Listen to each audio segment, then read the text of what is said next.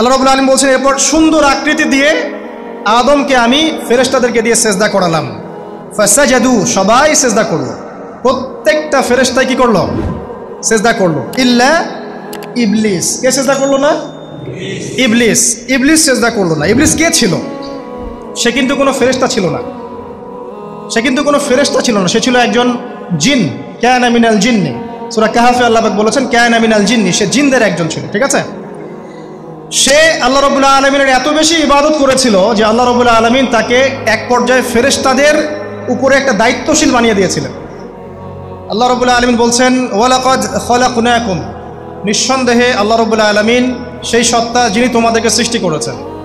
সুম্মা সাওয়ারনাকুম, এরপর তোমাদেরকে আকৃতি দান করেছেন, সুন্দর অবয়ব কাঠামো দান করেছেন, দৈহিক কাঠামো।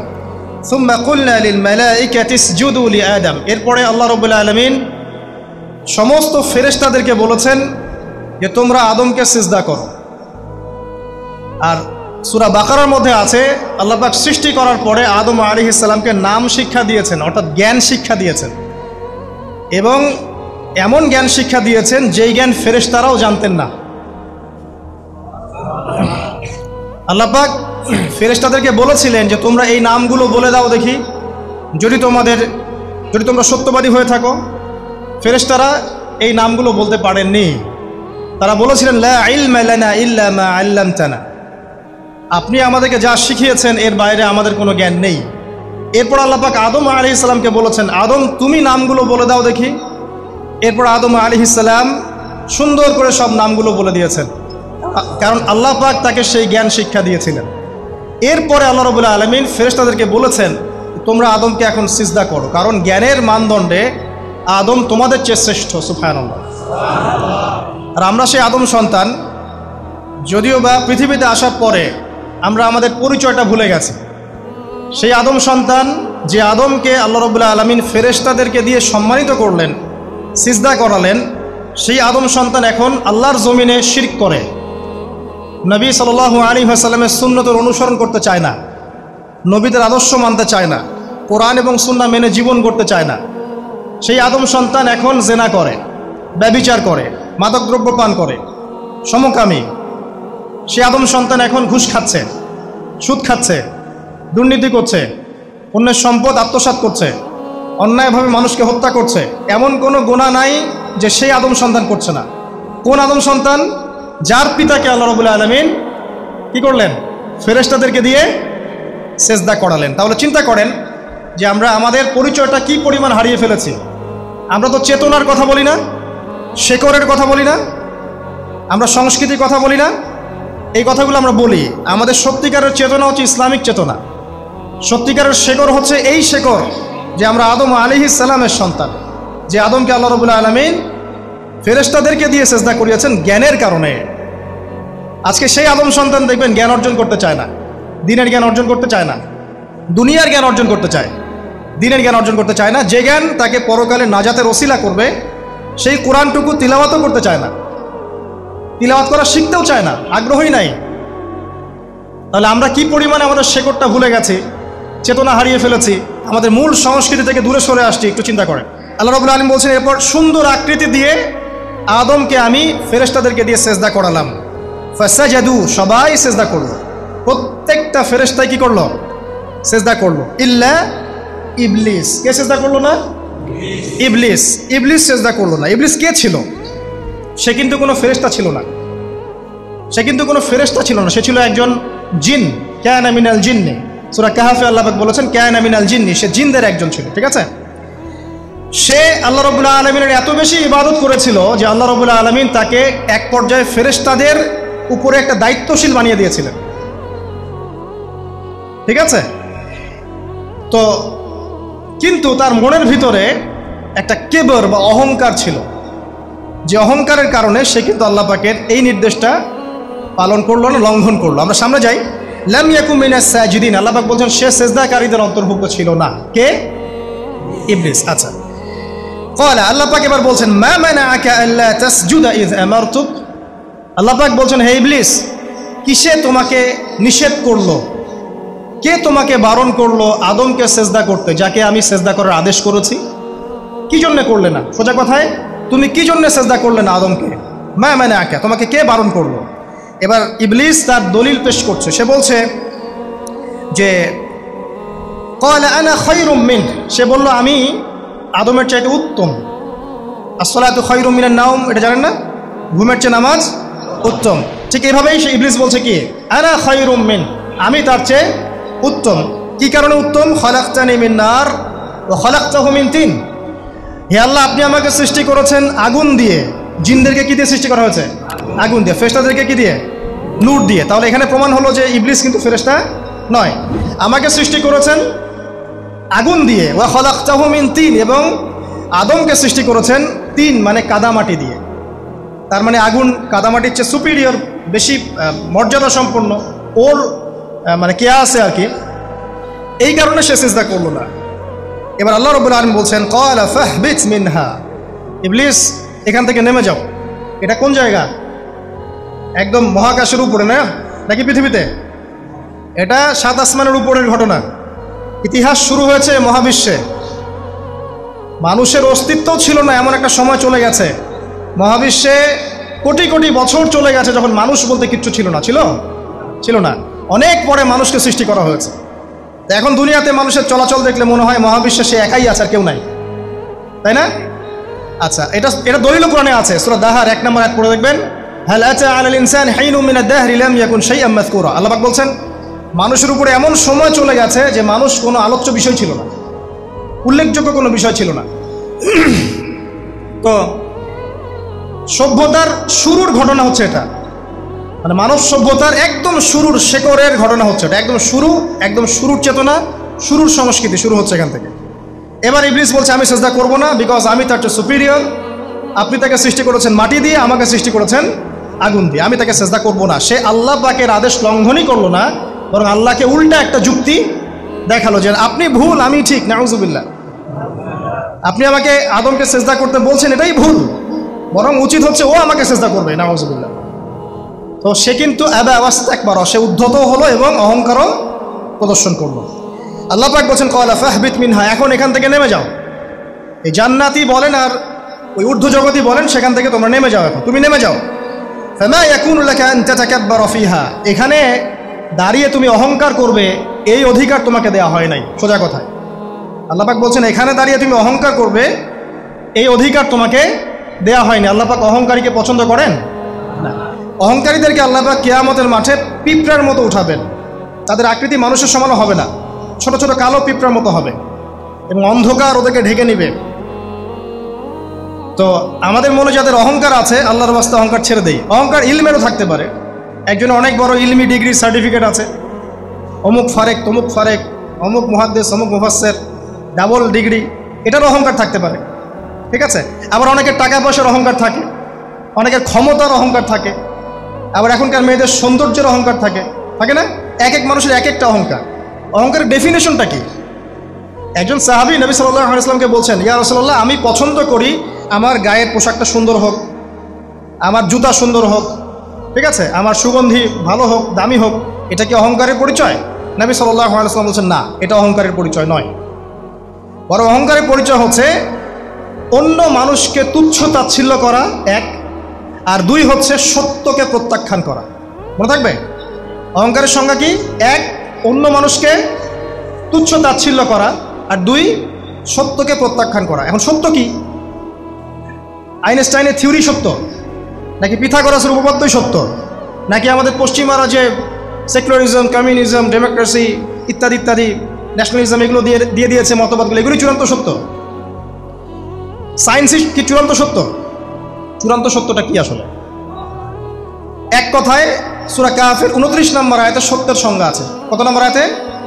সূরা কাহফের 29 নম্বর আয়াতে আল্লাহ পাক বলছেন ওয়াকুলিল হাক্কু মির রাব্বিকুম, হে নবী আপনি বলে দিন সত্য সেটাই, ন্যায় অন্যায়ের চূড়ান্ত মানদণ্ড সেটাই, হক বাতিলের চূড়ান্ত মানদণ্ড সেটাই। কোনটা? যেটা তোমার রবের পক্ষ থেকে নাজিল হয়। সুবহানাল্লাহ। আমাকে বলেন যে রবের পক্ষ থেকে কি নাজিল হয়েছে? একসময় তাওরাত নাজিল হয়েছিল না? ওটাই হক ছিল। ওই সময় কি ছিল? সেটাই হক ছিল। জাবুর ওই সময়ের কি ছিল? হক। ইনজিল ওই সময়ের হক ছিল। এখন কি আছে আমাদের কাছে? কোরআন, এবং এর ব্যাখ্যা হচ্ছে হাদিস। কিয়ামত পর্যন্ত কি অন্য কোনো শরীয়ত আসবে? অন্য কোনো নবী আসবে? কেউ যদি বলে যে অমুকে নবী হবে, সে কি মুসলিম না কাফের? তাহলে কোনো সন্দেহ আছে? যদি কেউ দাবি করে যে মুহাম্মদ সাল্লাল্লাহু আলাইহি ওয়াসাল্লাম শেষ নবী নন, আরও নবী আসতে পারে, নাউজুবিল্লাহ, এবং এই কুফরি আকীদায় বিশ্বাসীকে কেউ যদি কাফের মনে না করে, সেও কাফের হয়ে যেতে পারে। বুঝতে পারছেন?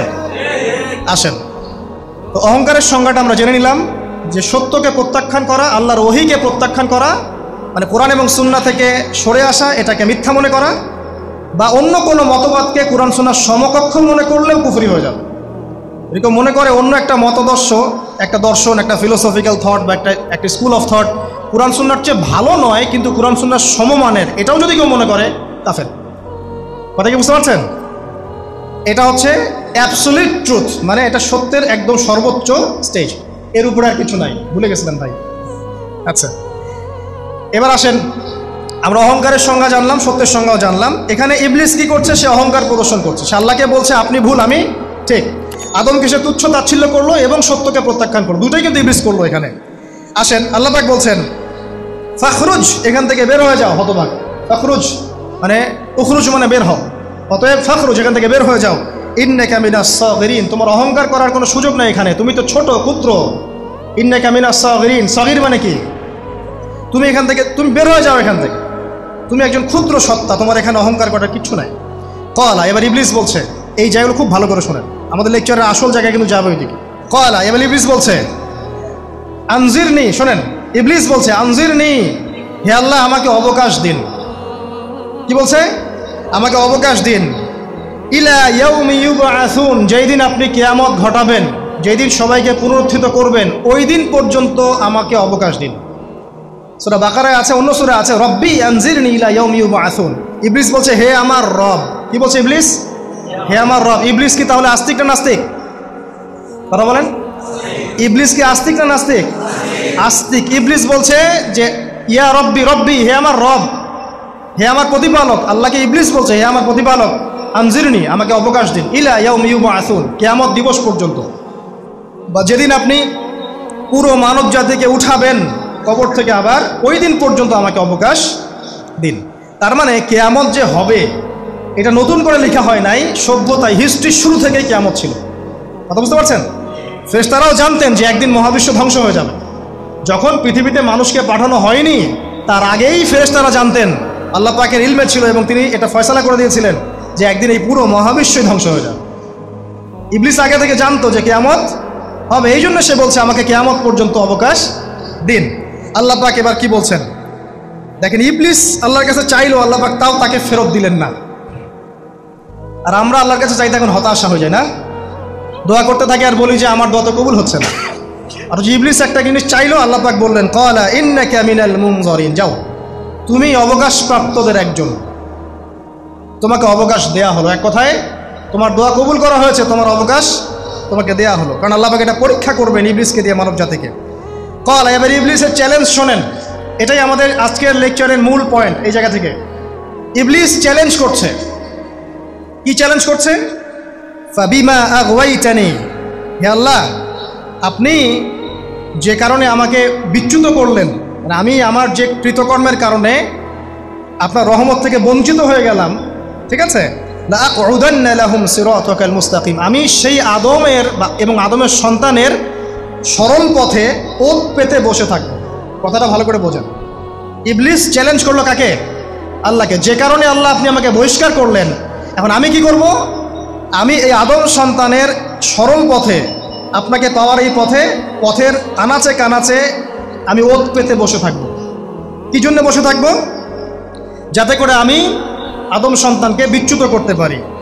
শুধু তাই নয়, সে আরও বলছে সুম্মা লাআতিয়ান্নাহুম, আমি শুধু বসেই থাকবো না, আমি আদম সন্তানের কাছে আসব।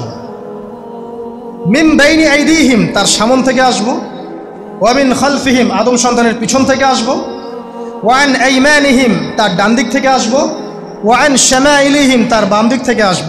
ওয়ালা তাজিদু আকসারাহুম শাকিরিন, আল্লাহ পাক আপনি তাদের বেশিরভাগকেই শুকরগুজার পাবেন না। কথা কি ক্লিয়ার না? কোনো সমস্যা? ইবলিস কি চ্যালেঞ্জ করলো? আমি শুধু বসেই থাকবো না, ডান দিক থেকে আসবো, বাম দিক থেকে আসবো, সামন থেকে আসবো, পিছন থেকে আসব, আমি আদম সন্তানকে পথভ্রষ্ট করেই ছাড়বো, আপনি আদম সন্তানের বেশিরভাগকে পথভ্রষ্ট পাবেন। ইবলিসের কথার কি বাস্তব প্রতিফলন দেখা যায় এখন সমাজে? বেশিরভাগ মানুষ নামাজ পড়ে না পড়ে না? বেশিরভাগ মানুষ সুদ খায় না খায় না? বেশিরভাগ যুব সমাজ জেনা করতেছে না করতেছে না? বেশিরভাগ লোক মাদক খাচ্ছে না খাচ্ছে না? পৃথিবীর কোনো জায়গায় আল্লাহর বিধান আছে কি নাই? দুই একটা জায়গায় আছে আই ওয়াশ, শোডাউন। বেশিরভাগ নারী পর্দায় চলে না চলে না? বেশিরভাগ মানুষ রোজা রাখে না রাখে না? বেশিরভাগ মানুষ যাকাত দেয় কি দেয় না? তাহলে ইবলিস যে বলল আপনি বেশিরভাগকেই শুকরগুজার পাবেন না। বেশিরভাগ মানুষ পরকালের স্বার্থে কাজ করে না দুনিয়ার স্বার্থে কাজ করে? কতজন মানুষ আল্লাহ পাকের দ্বীনটাকে প্রচার প্রসার প্রতিষ্ঠার কথা বলে বা কোরআন সুন্নাহর কথাগুলো মেনে চলে? কতজন মানুষ? বেশিরভাগ লোক মেনে চলে। তাহলে ইবলিস কি সফল না ব্যর্থ? ইবলিসের চ্যালেঞ্জ কি সফল না ব্যর্থ? ইবলিসের কথা সে কিন্তু অক্ষরে অক্ষরে পালন করেছে। আর ইবলিসকে আল্লাহ পাক কেন পৃথিবীতে দিয়েছেন? আমাদেরকে পরীক্ষা করার জন্য, যেন আমরা এই সরল পথ থেকে বিচ্যুত না হই। সামনে যান, আরো কঠিন কথা আছে। আল্লাহ পাক বলছেন এখান থেকে বের হয়ে যাও, মাযউমান মাদহুরা, একদম অপদস্থ লাঞ্ছিত হয়ে এখান থেকে বের হয়ে যাও। লামান তাবিআকা মিনহুম, তুমি তো চ্যালেঞ্জ করলা আমাকে, ঠিক আছে, কিন্তু যে ব্যক্তি যেই তোমার অনুসরণ করবে, আল্লাহ পাকের কথা শোনেন, যেই তোমার অনুসরণ করবে, লাআমলাআন্না জাহান্নামা মিনকুম আজমাইন, যে পুরুষ বা নারী যেই হোক না কেন, যে আদম সন্তান ইবলিস তোমার অনুসরণ করবে, তোমার পথ ধরবে, আমি তোমাকে সহ এদের সবাইকে দিয়ে জাহান্নাম পূর্ণ করব। আল্লাহর কিচ্ছু যায় আসে না। আল্লাহ পাক যদি এই পুরো পৃথিবীটাকেও জাহান্নামে নিক্ষেপ করেন অবাধ্যতার কারণে, আল্লাহ পাকের কিছু যায় আসে? ওই যে আপনাদের এখানে নদী আছে না, কি বালাসী ঘাট, এখানে চর আছে না, চরের মধ্যে একটা বালুর কণার কি দাম আছে বলেন তো? একটা বালুর কণার কোনো দাম আছে? এই পুরো মহাবিশ্বে পৃথিবীর অবস্থান এর চেয়েও কম। তো পুরো পৃথিবীর মানুষ যদি আল্লাহর অবাধ্য হয়, আল্লাহ পাক যদি পুরো দুনিয়াটাকেই ধ্বংস করে দেন, জাহান্নামে নিক্ষেপ করেন, আল্লাহ পাকের কিছু যায় আসবে কিনা? এবার আসেন, এখান থেকে আমরা বুঝতে পারলাম যে ইবলিস একটা তৃতীয় সত্তা। আল্লাহ পাক আদম আলাইহিস সালামকে সৃষ্টি করলেন, নাম শিক্ষা দিলেন, সেজদা করালেন, ইবলিসকে সেজদা করতে বললেন, সে করলো না। সে চ্যালেঞ্জ করলো উল্টা, যে আমি ওর চেয়ে উত্তম, আপনি ভুল, আমি সঠিক। সে অহংকার করলো এবং একই সাথে সে আদমকে পথভ্রষ্ট করার চ্যালেঞ্জও করে বসলো। আল্লাহ পাক ঘোষণা করলেন, যদি কোনো আদম সন্তান তোমাকে ফলো করে, তোমাকে সহ তাকে আমি জাহান্নামে নিক্ষেপ করব। ঠিক আছে, এ পর্যন্ত। এবার সামনে আসেন। এবার আল্লাহ পাক আদমকে বলছেন, কাকে বলছেন? আদম আলাইহিস সালামকে বলছেন, ইয়া আদম, হে আদম। তার আগে আদম আলাইহিস সালামের বুকের পাঁজর থেকে কাকে সৃষ্টি করেছেন? হাওয়া আলাইহিস সালাম, সভ্যতার ইতিহাসের প্রথম নারী এবং ইতিহাসের সবচেয়ে সুন্দরী রমণী কে? হাওয়া আলাইহিস সালাম। আরেকজন আছেন সবচেয়ে সুন্দরী রমণী, কে? কে বলতে পারবেন? জি না? হ্যাঁ, নাম কি? মাশাআল্লাহ, ওই ওকে পুরস্কার দিও। কি নাম তোমার? মাশাআল্লাহ মাশাআল্লাহ। দ্বিতীয় সুন্দরী রমণী, দুজন রমণীকে বলা হয় পৃথিবীর সবচেয়ে সুন্দরী রমণী। আপনি যাদেরকে দেখে সিডিউস হচ্ছেন, যদিও এদেরকে দেখে সিডিউস হওয়ার কিছু নাই, কারণ এরা তো সুন্দর না, কোনো দিক থেকে সুন্দর না, না পোশাকের দিক থেকে, না চেহারার দিক থেকে, না ফিজিক্যাল স্ট্রাকচারের দিক থেকে। এদেরকে দেখে তো পাগলও সিডিউস হবে না। তো আদম আলাইহিস সালাম এবং আদম আলাইহিস সালামের স্ত্রী হাওয়া আলাইহিস সালাম এবং সারা আলাইহিস সালাম ইতিহাসের সবচেয়ে সুন্দর রমণী। ইতিহাসের সবচেয়ে সুন্দর রমণী কাদের স্ত্রী ছিলেন? নবীদের অন্য কারো? এই জন্যই বলি, আপনি যদি পবিত্র থাকেন, আল্লাহওয়ালা মানুষ হন, ইনশাআল্লাহ তাআলা আল্লাহ পাক আপনার ঘরে একজন নেককার পুণ্যবতী সুশ্রী স্ত্রী দান করবেন ইনশাআল্লাহ। আপনি যদি এইসব অশ্লীলতার গোলক ধাঁধায় পড়ে নিজের ঈমান হারিয়ে ফেলেন, চরিত্র হারিয়ে ফেলেন, সম্ভাবনা খুবই কম যে আপনি একজন দিনদার মেয়ে পাবেন। বরং আপনি এমন কাউকেই পেতে পারেন যে আপনার মতোই। ঠিক আছে, দেখবেন যে আপনি 10 ঘাটের পানি খেয়ে আসছেন, ও দেখবেন 12 ঘাটের পানি খেয়ে আসছে। আল্লাহ পাক আমাদের যুব সমাজকে হেফাজত করুন, আমিন। আল্লাহ পাক এবার আদম আলাইহিস সালামকে বলছেন, ইয়া আদম, হে আদম, উসকুন আনতা ওয়া যাওজুকাল জান্নাহ।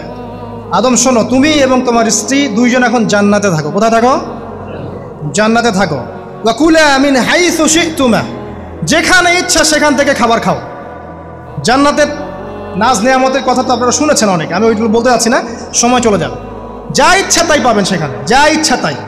এমন একটা জায়গা যেটা কখনো কোনো চোখ দেখে নাই, কোনো কান শোনেও নাই। চোখ না দেখলেও কান না শুনলেও মানুষ মনে মনে অনেক কিছু কল্পনা করে না, এটা কল্পনাও করার সুযোগ নাই। এত উন্নত মানের একটা জায়গা। তোমরা দুজন এখানে থাকো, জান্নাতের যে কোনো জায়গায় যাও, খাওয়া দাওয়া করো, কোনো সমস্যা নেই। কিন্তু ওয়ালা তাকরাবা হাদিহি শাজারা, মানে কি, এই যে গাছটা আছে এই গাছের কাছে যেও না। একটা শর্ত খালি দিলাম, গাছের কাছে যেও না।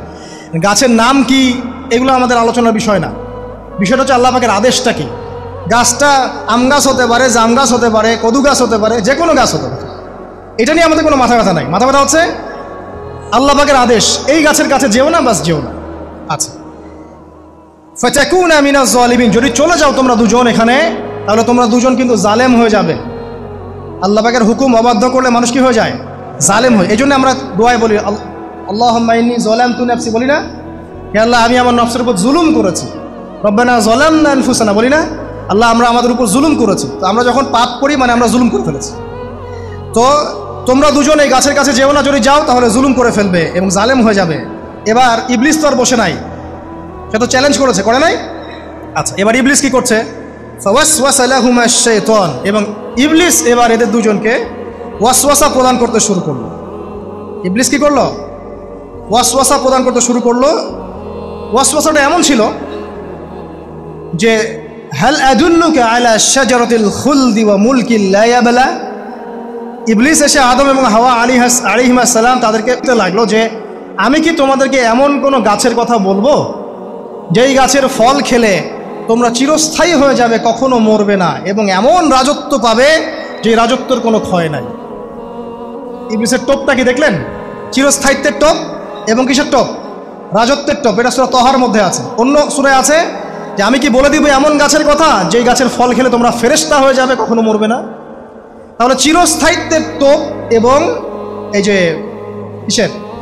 রাজত্বের এই যে টোপ, এই দুইটা হচ্ছে মানুষকে আল্লাহর পথ থেকে ডিসিভ করার একটা মানদণ্ড। কথা বুঝতে পারছেন? এই পৃথিবীতে যত মানুষ পথভ্রষ্ট হয়ে গেছে, এরা কিন্তু ক্ষমতার জন্য হয়েছে অনেকেই, আর অনেকে চিরস্থায়িত্বের জন্য হয়েছে। ফেরাউন নমরুদ চিরস্থায়িত্বের লোভে পড়ে পথভ্রষ্ট হয়নি? আর ওই সময় থেকে শুরু করে এখনকার বিশ্বে যারা ক্ষমতাধর, এরা কি ক্ষমতার দাপটে পথভ্রষ্ট হচ্ছে না? এই দুটো হচ্ছে মানুষকে পথভ্রষ্ট করার মাধ্যম। ইবলিস খুব ভালো করেই জানতো। এটা কথা বলি নাই, যখন আদম আলাইহিস ইসলামকে তৈরি করে রাখা হয়েছে, সৃষ্টি করে রাখা হয়েছে, ইবলিস এর চারপাশে রাউন্ড দিচ্ছিল, তাওয়াফ করছিল, তাওয়াফ। এবং মানব শরীরের এবং মানব মস্তিষ্কের, মনের, মননের দুর্বল পয়েন্টগুলো সে ফাইন্ড আউট করছিল। কারণ সে কিন্তু অনেক জ্ঞানী ছিল, সে কিন্তু প্রচণ্ড জ্ঞানী ছিল। এখনও কিন্তু সে প্রচণ্ড জ্ঞানী। তাওয়াফ করে করে সে মানুষের দুর্বল জায়গাগুলো ফাইন্ড আউট করেছে। একটা হচ্ছে পেট, একটা প্রবৃত্তি, একটা হচ্ছে নারীর প্রতি আসক্তি, ঠিক আছে, একটা ক্ষমতার লোভ, একটা চিরস্থায়িত্বের লোভ। এগুলো হচ্ছে মানুষের দুর্বল জায়গা। ইবলিস এগুলো ফাইন্ড আউট করে ওইভাবে চাল দিয়েছে। কথা বুঝতে পারছেন? একটু খেয়াল করে দেখেন, এখনকার বিশ্বে যত অন্যায় হচ্ছে, ম্যাক্সিমাম পাপ হচ্ছে পেটের কারণে। পেট। সুদ খায় কেন? পেটের কারণে। ঘুষ খায় কেন? পেটের কারণে। ইভেন যে এখন জেনা করছে, ওদেরকে তো এখন যৌনকর্মী বলতে হয়, তাই না? সম্মান দিয়ে কথা বলতে হয়। তো যৌনকর্মী যারা, তারাও দেখবেন পেটের কারণেই করছে, পেটের কারণে। তারপর দেখবেন মানুষের সম্পদ আত্মসাৎ, ওই যে ছেলে মেয়ে বাল বাচ্চার জন্য। পেট মানে মূল জিনিসটা কি? পেট। এবং চিরস্থায়িত্ব, ক্ষমতার দাপট আর প্রবৃত্তির দাসত্ব, এগুলো হচ্ছে মানুষের সবচেয়ে দুর্বল পয়েন্ট। দেখবেন ম্যাক্সিমাম পাপ হচ্ছে মেয়েদের কারণে। মেয়েদের কারণে না? মেয়ের পিছনে। মেয়ের পিছনে আপনি চলে গেছেন, এখানে আত্মহত্যা করছে কেউ, কেউ এখানে আপনার জেনা করছে, কেউ ধর্ষণ করছে, কেউ পরকে লিপ্ত হচ্ছে। মানে মেয়েরই কোনো পাপ। ওই যে বলে না, দুইটা পাপ যাকে পেয়ে গেছে তার লাইফটা ক্র্যাশড। একটা হচ্ছে মেয়ে, একটা হচ্ছে টাকা। অর্থ সম্পদের লালসা যার মধ্যে পেয়ে বসেছে, এর জীবন শেষ।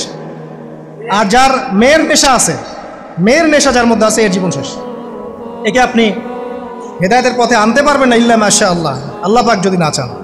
আসেন, আর ইবলিস তাওয়াফ করছিল এবং সে কিন্তু টোপ দিল, চিরস্থায়িত্বের টোপ দিল। এবং কিসের টোপ দিল? ফেরেশতা হয়ে যাবে, অমর হয়ে যাবে। এবার আমাদের পিতামাতা আদম এবং হাওয়া আলাইহিস সালাম, তারা কিন্তু ফল খেয়ে ফেললেন। আর এটা এমন নয় একবার ওয়াসওয়াসা দিয়েছে বাস খেয়ে ফেলেছেন, এমন নয়। কন্টিনিউয়াসলি সেই কাজটা করেছে। একটা মানুষ যখন জেনা করে, ইবলিস কি একবার এসে বললেই কেউ জেনা করে ফেলে? আস্তে আস্তে কিন্তু মানুষ জানার পথে যায়। ওই যে প্রথমে একদিন অনেক দিন একটা লেকচার দিয়েছিলাম না, প্রথমে গার্লফ্রেন্ড বয়ফ্রেন্ড একটা সম্পর্ক হয়, তাই না? তারপর কথাবার্তা হয়, মোবাইল ফোন এক্সচেঞ্জ করে, নোট এক্সচেঞ্জ করে, কফি খায়, আস্তে আস্তে ডেটিংয়ে যায়, পরে দেখবেন এক পর্যায়ে গিয়ে জানায় এভাবে। আর যারা ধর্ষক এতে ডাইরেক্ট অ্যাকশন, এত সময় নাই, ডাইরেক্ট। তো ইবলিস প্রতিটা পাপ মানুষকে ধাপে ধাপে করায়। দেখবেন ইবলিস এখানেও কিন্তু আমাদের পিতামাতাকে ধাপে ধাপে ওইদিকে নিয়ে গিয়েছিল। এবার আসেন, আমাদের পিতামাতা ফল খেয়ে ফেললেন, এই জায়গাটা খুব ভালো করে বোঝেন। এই ফল খাওয়াটা আল্লাহর অবাধ্যতা না? আল্লাহ পাক বলেছিলেন না যে জালেম হয়ে যাবে? আল্লাহ পাকের অবাধ্য হলেন। অবাধ্যতার ফলাফলটা কি হলো এবার শোনেন। আমরা সবাই জানি অবাধ্যতার ফলাফল কি, আল্লাহ পাক জান্নাত থেকে নামিয়ে দিয়েছেন, তাই তো? এর আগে আরেকটা ফলাফল হয়েছে। এই ফলাফলের সাথে আমাদের বর্তমান সময়কার যে ইস্যুটা চলছে, পোশাক, নারী, সংস্কৃতি, হাবিজাবি, হ্যাঁ, বেহায়াপনা, বেলাল্লাপনা, এই ইস্যুটা এখানে জড়িত। এটা আমারও বুঝতে এবং খুঁজে পেতে সময় লেগেছে।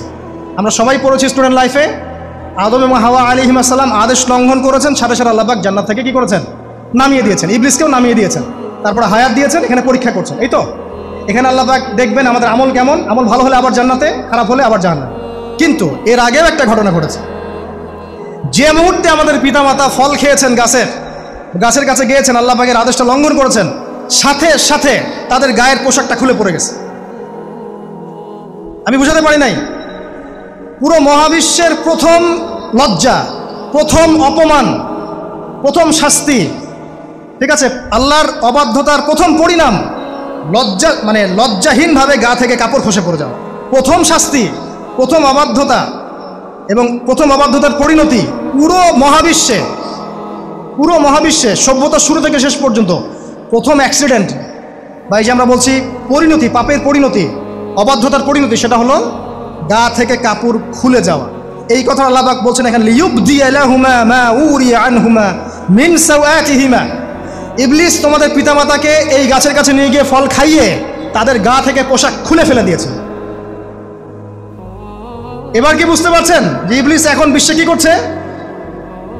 ইবলিস সেম কাজটা করছে আমাদের সাথে, আমাদের গা থেকে তারা পোশাক খুলে ফেলে দিচ্ছে।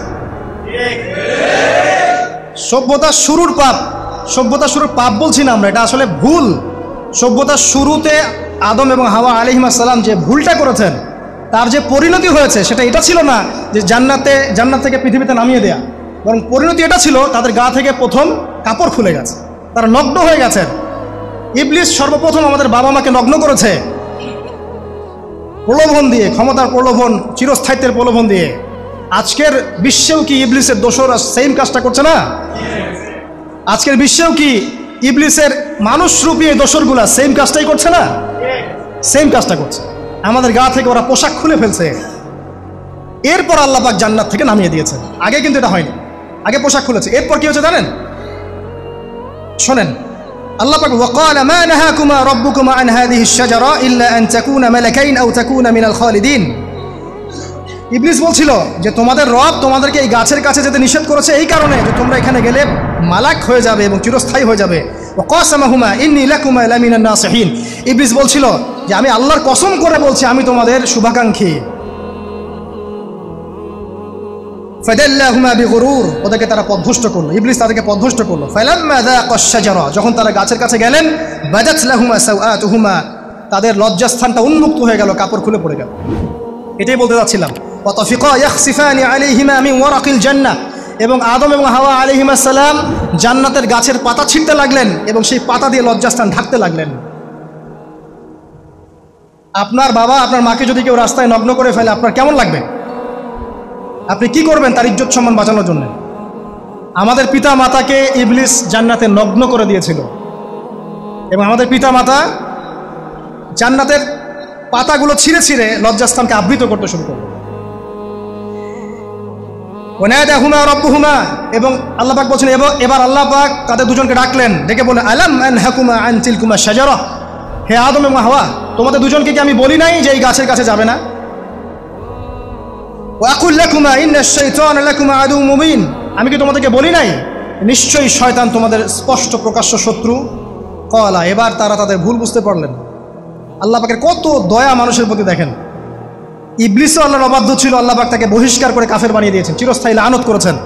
আমাদের পিতামাতাও ভুল করেছেন, বাট আল্লাহ পাক তাদেরকে চিরস্থায়ী জাহান্নামী করেন নাই। আল্লাহ পাক তাদেরকে দয়া পরবশ হয়ে ক্ষমা করে দিয়েছে। শুধু তাই নয়, আল্লাহ পাক এত মহব্বত করেন আদম সন্তানকে যে তওবা করার যে কালিমাটা, সেই কালিমাটাও আল্লাহ পাক আদম এবং হাওয়াকে শিখিয়ে দিয়েছেন। সুবহানাল্লাহ। কোন কালিমা দিয়ে তওবা করবো, কি পড়বো, এটাও তারা বুঝতে পারছিলেন না। আল্লাহ পাক তখন শিখিয়ে দিয়েছেন। ক্বালা, তারা বলল, রব্বানা, হে আমাদের প্রতিপালক, যালামনা আনফুসানা, আমরা আমাদের উপর জুলুম করেছি, নফসের উপরে, ওয়া ইল্লাম তাগফির লানা ওয়া তারহামনা লানাকুনান্না মিনাল খাসিরিন। এই দোয়াটা করলেন আমাদের পিতামাতা, আল্লাহ পাক মাফ করে দিলেন। কিন্তু মাফ করার পরে আর জান্নাতে থাকা হলো? এই পৃথিবীতে নামিয়ে দেওয়া হলো। পৃথিবীতে নামিয়ে দেওয়ার পরে একটা হায়াত দেওয়া হলো, কারো 50, 60, 70, 100, 200, 500, 1000 ইত্যাদি। এবং আল্লাহর পক্ষ থেকে ঐশী গ্রন্থ পাঠানো হলো, কখনো তাওরাত, কখনো জাবুর, কখনো ইনজিল ইত্যাদি, কখনো কোরআন। শর্ত দেওয়া হলো, যারা আল্লাহ পাকের এই ঐশী গ্রন্থগুলো মেনে চলবে তারা ইনশাআল্লাহ আবার মৃত্যুর পর সেই জান্নাতে ফিরে যাবে যেখান থেকে তারা বহিষ্কৃত হয়েছে। আর যে বা যারাই আল্লাহ পাকের এই আয়াত, নিদর্শন এবং ঐশী গ্রন্থগুলোকে অস্বীকার করবে, এটাকে মিথ্যা প্রতিপন্ন করবে, আল্লাহ পাক এদের সবাইকে দিয়ে জাহান্নাম পূর্ণ করবে ইনশাআল্লাহ তাআলা। আল্লাহ পাক এটাও বলেছেন যে আল্লাহ পাক ওয়ালাকাদ যারা'না লি জাহান্নামা কাসীরাম মিনাল জিন্নি ওয়াল ইনস, আল্লাহ পাক বহু মানুষ আর জিনকে দিয়ে জাহান্নাম পূর্ণ করবেন। আর এই দুই জাতিকে পাঠানো হয়েছিল পৃথিবীতে শুধু আল্লাহর ইবাদত করার জন্য। ওয়ামা খালাকতুল জিন্না ওয়াল ইনসা ইল্লা লিয়াবুদুন, এরা সেটা করে নাই। এই কারণে আল্লাহ পাক হাদিসের মধ্যে জানিয়েছেন প্রতি 1000-999 জন মানুষকে আল্লাহ পাক জাহান্নামে পাঠিয়ে দেবেন, তবে বেশিরভাগ জান্নাতি হবে এই উম্মতে মুহাম্মাদের মধ্যে। এবার শোনেন, আমাদের পিতামাতার এই পরিণতির পর আল্লাহ পাক যখন আমাদেরকে পৃথিবীতে পাঠালেন, আল্লাহ পাক আমাদেরকে নগ্ন করে পৃথিবীতে রাখেন নাই। সুবহানাল্লাহ। আল্লাহ পাক আসমান থেকে লিবাস পাঠিয়েছেন। এই যে সমাজ বিজ্ঞানের বইগুলোতে লেখা আছে না, মানুষ আগে নগ্ন ছিল, গাছের ছালপাতা পরে থাকতো, তারপরে বন্যপ্রাণী শিকার করতো, গুহায় গুহায় থাকতো। বোগাস, মিথ্যা, বাজে কথাগুলো সব একদম টোটাল মিথ্যা কথাগুলো। আল্লাহ রাব্বুল আলামিন সভ্যতা শুরু করেছেন নবী দ্বারা, সভ্যতা শেষও করবেন নবী দ্বারা। প্রত্যেক যুগে যুগে সভ্যতার ধারক এবং বাহক ছিলেন নবীগণ। আর আদম আলাইহিস সালাম পৃথিবীতে আসার পর নগ্ন হয়ে থাকেন নাই। আল্লাহ পাক আসমান থেকে লেবাস পাঠিয়েছিলেন। সুবহানাল্লাহ। আল্লাহ পাক আমাদেরকে নগ্ন করে রাখেন নাই। এবার দেখেন আল্লাহ পাক কি বলছেন, ইয়া বানি আদম, হে বনু আদম। কাদেরকে বলছেন? আমাদেরকে। কদ আনজালনা আলাইকুম লিবাসান ইউআরি সাওআতিকুম ওয়া রিশা, হে বনু আদম, আমি তোমাদেরকে নগ্ন ছেড়ে দিচ্ছি না, আমি তোমাদের জন্য লেবাস আর পোশাক পাঠাচ্ছি, যেই পোশাক দিয়ে তোমরা তোমাদের লজ্জাস্থানকে আবৃতও করবে এবং সৌন্দর্য বর্ধন করবে। এটা করছি না আমরা এখন? আচ্ছা। ওয়া লিবাসুত তাকওয়া যালিকা খায়র, আর তাকওয়ার লেবাস, তাকওয়ার পোশাকটা হচ্ছে সবচেয়ে উত্তম। যেমন দেখেন, আমাদের সতর কি এই নাভির উপর থেকে হাঁটু নিচ পর্যন্ত না? তাই বলি কি আমরা সবাই এভাবেই ঘুরি? এটা সর্বনিম্ন একটা স্কেল, তাই না? এর উপর আপনি জুব্বা পরছেন, পাগড়ি পরছেন, টুপি পরছেন, বা আপনি হয়তো আরও ঢিলেঢালা কোনো পোশাক পরছেন। এই পোশাকটাকে বলা হচ্ছে তাকওয়ার পোশাক। ওয়া লিবাসুত তাকওয়া যালিকা খায়র, এটা আরও উত্তম। একজন মেয়ের, অনেক আলেম বলছেন যে চোখ, এই চোখটুকু ঢেকে বের করে দেখা যাবে, বলছে না? অনেকে বলেছেন কিনা? কিন্তু এটাও যদি কেউ সামনে জিলবাব দিয়ে ঢেকে রাখে তাহলে কি উত্তম নয়? পর্দার ক্ষেত্রে উত্তম নয়? তো লিবাসুত তাকওয়া যালিকা খায়র, তাকওয়ার যে পোশাক সেটা আরও উত্তম বেশি। নর্মালি তো পোশাক দিয়েছি, তাকওয়ার পোশাক সবচেয়ে উত্তম বেশি। আল্লাহ পাকের একটা সতর্কবাণী শোনেন এবার। যালিকা মিন আয়াতিল্লাহ, এই পোশাকটা আল্লাহ পাকের নিদর্শন। পোশাকটা কি? আল্লাহ পাকের নিদর্শন। লাআল্লাকুম ইয়াযাক্কারুন, যাতে করে তোমরা স্মরণ করতে পারো। কি স্মরণ করব? ওই যে আমাদের পিতামাতাকে নগ্ন করে দিয়েছে ইবলিস, এটা মনে রাখতে পারো তোমরা, এটা আল্লাহ পাকের নিদর্শন। ইয়া বানি আদম, হে বনু আদম, লা ইয়াফতিনান্নাকুমুশ শাইতান। এবার শোনেন, আল্লাহ পাক আমাদেরকে বলছেন, হে বনু আদম, লা ইয়াফতিনান্নাকুমুশ শাইতান, শয়তান যেন আবার তোমাদেরকে ফিতনায় ফেলতে না পারে। পৃথিবীতে তোমরা থাকবে, শয়তানের বহু দোসর তোমাদের সামনে থাকবে, ডানে বামে, যে ডান থেকে আসবে, বাম থেকে আসবে, হ্যাঁ, সামন পিছন থেকে আসবে, মিডিয়ার মধ্যে দিয়ে তোমাদের ঘরে ঘরে ঢুকে যাবে শয়তানের দোসর। লা ইয়াফতিনান্নাকুমুশ শাইতান, শয়তানের দোসররা যেন তোমাদেরকে ফিতনায় ফেলতে না পারে। কে বলছেন? আল্লাহ পাক বলছেন। কিরকম ফিতনা? কামা আখরাজা আবাওয়াইকুম মিনাল জান্নাহ, ঠিক যেভাবে শয়তান তোমাদের পিতা মাতাকে জান্নাত থেকে বের করে দিয়েছিল, ওই রকম ফিতনায় যেন ফেলতে না পারে। ঠিক আছে? ওয়ায়ানজিউ আনহুমা লিবাসাহুমা, এবং শয়তান তোমাদের পিতা মাতার লেবাস খুলে ফেলেছিল, নগ্ন করে দিয়েছিল। নগ্নতা, বেহায়াপন, অশ্লীলতা শিখিয়েছিল, ওইদিকে ধাবিত করতে চেয়েছিল। শয়তানের দোসররা যেন এটা করতে তোমাদের সাথে না পারে, সতর্ক থাকবে। লিউরিয়াহুমা সাওআতিহিমা, যাতে করে তোমাদের লজ্জাস্থানটা উন্মুক্ত হয়ে যায়। ইন্নাহু ইয়ারাকুম, নিশ্চয় শয়তান তোমাদের সবাইকে দেখতে পায়। হুয়া ওয়া কাবিলুহু, সে এবং তার পুরো কবিলার লোকজন, মিন হাইসু লা তারাউনাহুম, এমন জায়গা থেকে যে জায়গা তোমরা দেখতে পারো না। আর শয়তান এবং তার অনুসারী যারা আছে, হোক মানুষ আর জিন, তারা তোমাদেরকে দেখতে পারে এমন জায়গা থেকে যা তোমরা দেখো না। আমরা যারা এই বিশ্বে আছি, আমরা সবাই এখন খেলার পুতুলের মতো খেলছি। যারা নিয়ন্ত্রণ করে বিশ্ব, এদেরকে কেউ দেখতে পারে না। এরা মানুষ শয়তান, কথা বুঝতে পারছেন? আর এমনি জিন শয়তান যারা আছে, এদেরকে তো আমরা দেখতে পারি না, অনেক দূর থেকে তারা আমাদেরকে দেখতে পারে। আল্লাহ পাক সতর্ক করছেন এটা। ইন্না জাআলনা আশ-শায়াতিনা আউলিয়া লিল্লাযিনা লা ইউমিনুন, শোনেন, নিশ্চয়ই যারা আমার প্রতি ঈমান আনে না বা আমার অবাধ্য হয়, আমার আদেশ মানে না, তাদের সাথে আমি শয়তানকে বন্ধু বানিয়ে দিয়েছি। এবার বুঝলেন কেন বললাম এরা মানুষ শয়তান? বিকজ এদেরকে আল্লাহ পাক শয়তানের বন্ধু বানিয়ে দিয়েছেন। এরা শয়তানের বন্ধু। অন্য সূরায় আছে শয়তান, জিন শয়তান মানুষ শয়তানকে ওহী করে। জিন শয়তান মানুষ শয়তানের মাথায় এসব বুদ্ধি ঢালে। শয়তানি বুদ্ধিগুলো শয়তান মানুষের মাথায় ঢালে, মানে মানুষ মাথাটা আগে সে রিড করেছে কাকে কোন দিক দিয়ে রিসিভ করা যাবে। ঠিক আছে? আচ্ছা, এরপরে আরো আল্লাহ পাক বলছে ওয়াইযা ফাআলু ফাহিশাতান, তারা যখন কোনো ফাহেসা কাজ করে, নোংরা বেহায়ার মতো কাজ করে, ক্বালু, তারা বলে ওয়াজাদনা আলাইহি আবানা, এরকম করেই আমরা আমাদের পিতা মাতাদেরকে পেয়েছি। মানে যুগ যুগ ধরে এই সংস্কৃতি চলে আসছে, নগ্নতার সংস্কৃতি, বলে না? কথা বুঝতে পারছেন না? এই কথাই তারা বলে, যেটা কোরআনে আছে। আল্লাহ পাক বলছেন ক্বালু ওয়াজাদনা আলাইহি আবানা, তারা বলে আমাদের পিতৃপুরুষদেরকে আমরা 1000 বছর থেকে দেখেছি এইভাবেই ড্রেস আপ করতে, এমনি ব্লাউজ ছাড়া শাড়ি পরতে দেখেছি আমরা, এমনি দেখেছি পেট বের করে চলতে, এমনি দেখেছি এই শর্ট কামিজ পরে চলতে, নগ্ন হয়ে চলতে। এখন তো বিকিনি সংস্কৃতি আসলে, এবং এটা মুভমেন্ট চলছে, মানে মানুষের দেহ থেকে কাপড় খুলে ফেলার মুভমেন্ট, আন্দোলন শুরু হচ্ছে। ঠিক আছে? এবং দোহাই হচ্ছে আমরা 1000 বছর থেকে এমনিই চলছে। এই যে আল্লাহ পাক বলছেন ক্বালু ওয়াজাদনা আলাইহি আবানা, আমরা এর উপরে আমাদের পিতা মাতাদেরকে পেয়েছি। ওয়াল্লাহু আমারানা বিহা, এরা আরো বলে আল্লাহ আমাদেরকে এই আদেশ করেছেন। নাউযুবিল্লাহ। আল্লাহ বলছেন, আল্লাহ পাকের আদেশ কি? কুল ইন্নাল্লাহা লা ইয়া'মুরু বিল ফাহশা, নিঃসন্দেহে আল্লাহ পাক কোনো ফাহেসা কাজের আদেশ করতেই পারেন না। পারেন? নিঃসন্দেহে আল্লাহ পাক কোনো ফাহেসা, বেলাল্লাপনা, বেহায়ার মতো কোনো আদেশ, বেহায়াপনার কোনো কাজের আদেশ করতে পারেন না। আতাকুলুনা আলাল্লাহি মা লা তা'লামুন, তোমরা কি আল্লাহ সম্পর্কে এমন কথা বলছো যেই কথা তোমরা জানো না? এই পর্যন্ত থাক, এবার আসেন বাস্তবতায় আসেন। এতটুকু যে আমরা হিস্ট্রির সূচনার কথাগুলো বললাম, এখানে আপনারা কিন্তু প্রথম একটা দলিল পেলেন মানুষের দেহ থেকে পোশাক খুলে ফেলা। এরপর আমি পুরো কোরআনটা ঘাটার চেষ্টা করেছি, আদম আলাইহিস সালাম থেকে শুরু করে মুহাম্মদ সাল্লাল্লাহু আলাইহি ওয়াসাল্লাম পর্যন্ত হাজার হাজার শতাব্দী চলে গেছে, তাই নাই? হাজার হাজার বছর চলে গেছে, বহু জাতি এসেছে, বহু জাতি চলেও গেছে। আমরা কি প্রথম জাতি নাকি? এর আগে কত জাতি পৃথিবীতে এসেছে, চলেও গেছে, গেছে না? আচ্ছা, কোরআন ঘেটে ঘেটে ক্লান্ত হয়ে যাওয়ার পর আমরা এমন কোনো জাতি পাচ্ছি না যাদের কথা আল্লাহ পাক বলেছেন যে আমি তাদেরকে ধ্বংস করেছি অশ্লীলতার কারণে, বা এই আপনার বেলাল্লাপনার কারণে, বা ফাহেসা কাজের কারণে। সরাসরি এই একটা কারণ দেখে আল্লাহ পাক কোনো কওমকে ধ্বংস করেছেন খুব রেয়ার, খুঁজে পাওয়া যাচ্ছে না। শুধু 3টা জায়গা বের করতে পেরেছি। কটা জায়গা? 3টা। 1 নাম্বার দেখেন, আদম আলাইহিস সালাম পরে নূহ আলাইহিস সালাম না, এই জাতিটাকে আল্লাহ পাক ধ্বংস করেছেন না? এই ধ্বংসটাকে আল্লাহ পাক এই বেপরদামির কারণে করেছেন, অশ্লীলতার কারণে করেছেন, পোশাকের অপসংস্কৃতির কারণে করেছেন? করেন নাই, শিরকের কারণে করেছেন। কি কারণে? শিরক। আল্লাহ পাক সবাইকে ডুবিয়ে মেরেছেন, কিন্তু ওরা যে নগ্ন পোশাক পরে রাস্তাঘাটে চলাফেরা করতো, এই কথাটা কিন্তু আল্লাহ পাক বলেন। তার মানে ওদের পাপ এটা ছিল না।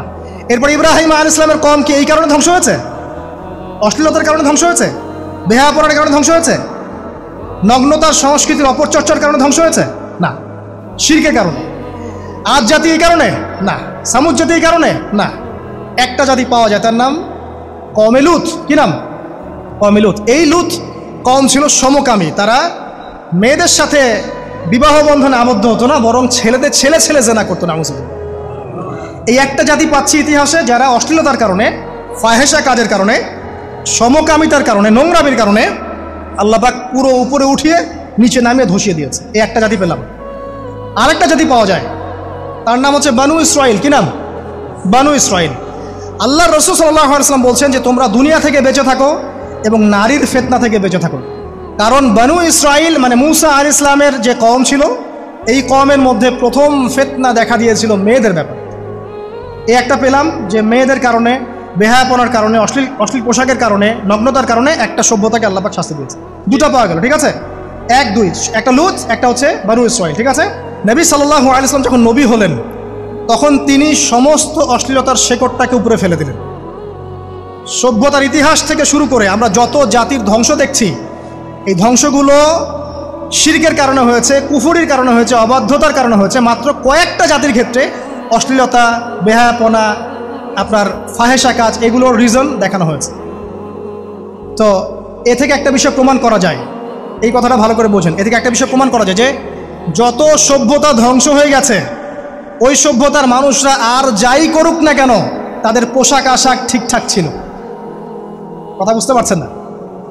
যত সভ্যতা ধ্বংস হয়ে গেছে, আদ, সামুদ, নূহ, ফেরাউন, ঠিক আছে, যত সভ্যতা ধ্বংস হয়ে গেছে, তাদের আর যত পাপী থাক, হয়তো কেউ অহংকারী ছিল, কেউ কুফরি করেছে, কেউ শিরিক করেছে, হ্যাঁ, কেউ সন্তানদেরকে হত্যা করেছে, কেউ মানুষ হত্যা করেছে, কেউ জুলুম করেছে, কেউ অহংকার করেছে ইত্যাদি, কিন্তু তাদের পোশাক আশাক শতাব্দীর পর শতাব্দী ঠিকঠাকই ছিল।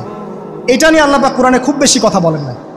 তার মানে বোঝা যায় যে এটা রিমার্কেবল কোনো কথা বলার বিষয় ছিল না, আল্লাহ পাক বলেন। অর্থাৎ যুগ যুগ ধরে মানুষের শালীনতার পোশাকটা ঠিকই ছিল, কারণ মানুষ জানতো যে তাদের পিতামাতাকে আল্লাহ পাক, তাদের পিতামাতাকে ইবলিস নগ্ন করে দিয়েছিল জান্নাতে। এই কথাটা মানুষের মাথার মধ্যে ছিলই, এবং বিভিন্ন ধর্মগ্রন্থে এটার অস্তিত্ব আছে। আপনি শুধু ইসলাম না, অন্য যে কোনো ধর্মগ্রন্থ ঘাটেন, হিন্দু ধর্মগ্রন্থ ঘাটেন, সেখানে দেখবেন বলা হচ্ছে যেন মেয়েরা পর্দায় থাকে। দেখেন, পরে দেখেন, বেদের মধ্যে এটা আছে, আমি গতকালকেও স্টাডি করেছি। এবং খ্রিস্টান ধর্মগ্রন্থ পড়েন, সেখানে দেখবেন লেখা আছে, ওদের যে ওল্ড নিউ টেস্টামেন্টে আছে, দেখবেন যে যারা মাথার চুল দেখিয়ে বেড়ায় তাদের শাস্তির কথা বলা হয় যে চুল যেন কেটে দেওয়া, ওদের ধর্মগ্রন্থে আছে। যারা জিউস, যারা পুরো বিশ্বে মুসলিমদেরকে অত্যাচার করে থাকে, এদের ধর্মগ্রন্থেও পর্যন্ত আছে যে যখন ইসহাক আসছিলেন, একজন নারী জিজ্ঞাসা করলেন কে আসছেন, তার ভৃত্য বললেন যে আমার প্রভু আসছেন, তখন তিনি নেমে নিজে একটা ঢিলাঢালা পোশাক পরলেন, তারপর সামনে গেলেন।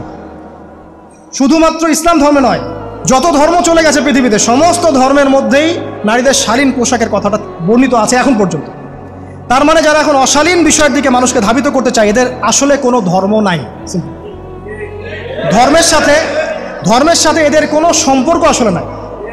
আর আমরা কিন্তু কথা বলছি ধর্মের বেসিসে, হোক সেটা হিন্দুইজম বা খ্রিস্টানিজম বা জিউডিজম বা ইসলাম, আমরা ধর্মের বেসে কথা বলছি। এখন আমরা এর বেসিসে দেখবো কোনটা ঠিক কোনটা বেঠিক, তাই না? কোনটা সত্য কোনটা মিথ্যা, কোনটা ন্যায় কোনটাও নয়, তখন আমরা এর বেসিসে দেখবো, অন্য কোনো ভিত্তির বেসিসে দেখবো না। এখানে চেতনা, যুগ যুগ ধরে চলে আসা সংস্কৃতি, আমাদের বাপদাদা দোহাই, এইসব ইস্যু আনা যাবে না। বেস হবে কি? কোরআন এবং সুন্নাহ, এবং অন্যান্য ধর্মগ্রন্থগুলো যদি ওটাতে রাজি থাকে ওটাতেও, কারণ প্রত্যেকটা ধর্মগ্রন্থেই বলা আছে শালীনতার কথা, লম্বা ঢিলাঢালা পোশাকের কথা, হোক সেটা হিন্দুইজম বা খ্রিস্টানিজম বা জিউডিজম। পড়ে দেখেন, না থাকলে আমার কাছে আসেন, প্রতিটা ধর্মগ্রন্থে এটা কথা লেখা আছে। এবার আসেন, সর্বশেষ নবী মুহাম্মদ সাল্লাল্লাহু আলাইহি ওয়াসাল্লাম যখন নবী হন, আরবের ওই চিত্রটা, জেনা, ব্যভিচার, পরকীয়া, অশ্লীলতা, এটাকে সমূলে উপরে ফেলে দেন 23 বছরের মধ্যে। 23 বছরের নববী জীবনের পরে সেখানে কোনো জেনা আছে, কোনো বেপরদামি আছে, কোনো ব্যভিচার আছে, কোনো সুদ আছে, কোনো শিরক আছে, কোনো মাদক আছে? যেগুলো আছে খুবই অল্প, যেটা আছে সেটা কি খুবই অল্প, এটা কিন্তু ধরা যায় না। দুই একটা অ্যাক্সিডেন্ট হতেই পারে, এক্সেপশনাল সামথিং কি এক্সাম্পল হতে পারে? যেটা কমন সেটা হচ্ছে এক্সাম্পল। মানে আপনি বলবেন যে মেয়েদের শালীনতার কথা এবং এর কারণে ধর্ষণের সংখ্যা বৃদ্ধি হচ্ছে, এই কথা আপনি যখন বলবেন, কিছু মানুষ আপনাকে বলবে যে তাহলে বোরখাওয়ালা মেয়ে কেন ধর্ষিত হচ্ছে, তাহলে বাচ্চা কেন ধর্ষিত হচ্ছে? আপনাকে বলছি পরিসংখ্যানটা কতটুকু, কেন হচ্ছে সেটা আমরা জবাব দিব। আগে বলছি পরিসংখ্যান কতটুকু। যারা বেপর্দায় চলছে এদের হ্যারাসমেন্টের পরিসংখ্যানটা বেশি না বোরখাওয়ালা মেয়ের পরিসংখ্যানটা বেশি? বলেন। যারা বেহায়ার মতো চলছে, বেপর্দায় চলছে, এদের পরিসংখ্যানটা বেশি নাকি শিশু অ্যাবিউজিংয়ের পরিসংখ্যানটা বেশি? তাহলে মূল যে জায়গাটা, ওইখানে আগে ফোকাস করতে হবে, তারপরে আমরা গৌণ জায়গায় যাব। এবং এই জায়গাটাতে আমরা দলিল বা প্রমাণ হিসেবে পেশ করব মানুষের রুচিবোধের পরিবর্তন, মানসিকতার পরিবর্তন এবং পাশবিক একটা প্রবৃত্তির দাসত্ব। এটা কীভাবে হচ্ছে? এটা পর্নোগ্রাফির কারণে হচ্ছে, এটা পর্নোগ্রাফির কারণে হচ্ছে, মিডিয়ার কারণে হচ্ছে, অবাধ ফ্রি মিক্সিংয়ের কারণে হচ্ছে, যৌন সুরসুরির কারণে হচ্ছে, এবং যৌনতাকে সহজলভ্য করে দেওয়ার কারণে এই দুর্ঘটনাগুলো ঘটছে। আচ্ছা, আগে আমি আমার পয়েন্টে আসি। নবী সাল্লাল্লাহু আলাইহি ওয়াসাল্লাম যখন এটার শিকড়টা উপরে ফেলে দিলেন, তখন কিন্তু মক্কা, মদিনা, পুরো জাজিরাতুল আরবে আর কোনো বেহায়াপনার কোনো শিকড় থাকলো না। আল্লাহ পাক কীভাবে এটা করলেন? পুরো হিস্ট্রির ইতিহাস টেনে দিয়ে আল্লাহ পাক কয়েকটা আদেশ নাজিল করলেন। সেই আদেশটা কোরআন এবং সুন্নাহে আছে। আল্লাহ পাক প্রথমে ছেলেদেরকে বললেন, শোনো, সূরা নূর 30 নম্বর আয়াত। আল্লাহ পাক ছেলেদেরকে বললেন, তোমরা তোমাদের চোখ নিচু রাখো। এটা আমাদের দায়িত্ব, প্রত্যেকটা ছেলের দায়িত্ব। বেগানা মেয়েকে দেখলে চোখটা কি করবে? নিচু করবে, সিম্পল। তাহলে আপনি সিডিউসড হবেন, এক কথা। 2 নাম্বার, আল্লাহ পাক আমাদেরকে বললেন, তোমরা তোমাদের লজ্জাস্থানকে হেফাজত করো। কাদেরকে? আমাদেরকে, মানে ছেলেদেরকে। প্রথমে আল্লাহ পাক ছেলেদেরকে বললেন, চোখ নিচু করে রাখো, লজ্জাস্থানে হেফাজত করো। ঠিক আছে? সূরা বানী ইসরাঈল আল্লাহ পাক বললেন, জেনার ধারের কাছেও যেও না, ধারের কাছেও যেও না। আল্লাহ পাক আরও বললেন, যদি কেউ জেনা করে ফেলে, সূরা নূরে, তাহলে তাকে 100টা বেত্রাঘাত করতে হবে। কয়টা? 100টা, এবং 1 বছরের জন্য তাকে বহিষ্কার করতে হবে। আল্লাহ পাক শাস্তিও দিলেন, শুধু তাত্ত্বিক বিধান দেন নাই, শাস্তিও দিয়েছেন। কারণ শুধু তাত্ত্বিক বিধান দিয়ে হবে? আমি যদি ওয়াজ করে বেড়াই, ভাই মদ খায়েন না, কোনো শাস্তি না অ্যাপ্লাই করি, তাহলে কি মদ ছাড়বে মানুষ? আমরা যদি বলি হত্যা করা মহাপাপ, দুর্নীতি করা মহাপাপ, মানুষ দুর্নীতি ছাড়বে না যতক্ষণ না শাস্তি নিশ্চিত করা যাচ্ছে। আল্লাহ পাক তাত্ত্বিক কথা শুধু বললেন না, শাস্তিও নিশ্চিত করলেন। তারপর আল্লাহ পাক আরও বললেন, যদি বিবাহিত কোনো ব্যক্তি ব্যভিচার করে, তাহলে তাকে রজম করতে হবে, মাটিতে পুঁতে তাকে পাথর নিক্ষেপ করে হত্যা করে দেবে। ঠিক আছে? শাস্তি। এরপরে দেখেন আল্লাহ পাক মেয়েদেরকে বলছেন, এবার মেয়েদেরকে বলছেন, তোমরা মূলত ঘরে থাকো। যদি বাইরের পরিবেশ তোমাদের অনুকূলে না থাকে, তোমরা ঘরে অবস্থান করো। ওয়াকরনা ফি বুয়ুতিকুন্না ওয়ালা তাবাররুজনা তাবাররুজাল জাহিলিয়াতিল উলা।